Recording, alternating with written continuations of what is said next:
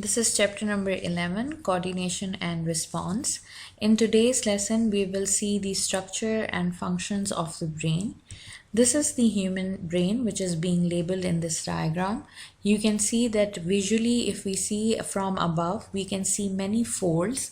The folded structure that is also shown in this diagram is known as cerebral cortex or cerebrum simply. Then we have hypothalamus. If you remember from the chapter of homeostasis, we have read about this structure. Then we have also read about pituitary gland, which is also known as master gland. There are pons and medulla oblongata along with cerebellum and spinal cord. So these are some of the structures of the brain. Actually, the human brain is divided into three regions. The first region is the forebrain, which is further classified into three structures. The first structure that you can see commonly when we look at the structure of the brain is that of cerebrum. This is the uppermost part where you can see many folds. In higher vertebrates, more folds actually tells the higher level of intelligence in the advanced vertebrates. If we also analyze this structure, we can see that cerebrum is divided into two hemispheres.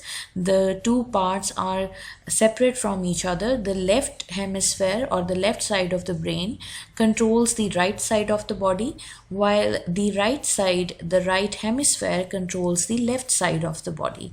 This cerebrum has many functions, but most importantly, it controls all the voluntary actions. It is also concerned with memory, intelligence, learning, and emotions. The next part of the forebrain is that of hypothalamus, which is concerned with body temperature regulation. It is also responsible for controlling or regulating blood osmotic pressure. It is also concerned with our appetite, sleep, and emotions. The pituitary gland, which is also known as master gland because of the fact that it not only releases many important hormones itself, but it also regulates the secretion of other hormones from different other glands. Pituitary gland secretes many hormones, like I told you. Most importantly, it releases ADH, antidiuretic hormone, FSH, follicle stimulating hormone, that you will read in menstrual cycle in reproduction in animals. It also is responsible for release of LH, luteinizing hormone, growth hormone, which is abbreviated as GH, and it is also important in a way that it is secreting thyroid stimulating hormone. The midbrain consists of optic lobes, which are concerned with visual reflexes, for instance, the movement of eyeballs. Then we have hindbrain, which is the last part into which the mammalian brain is divided.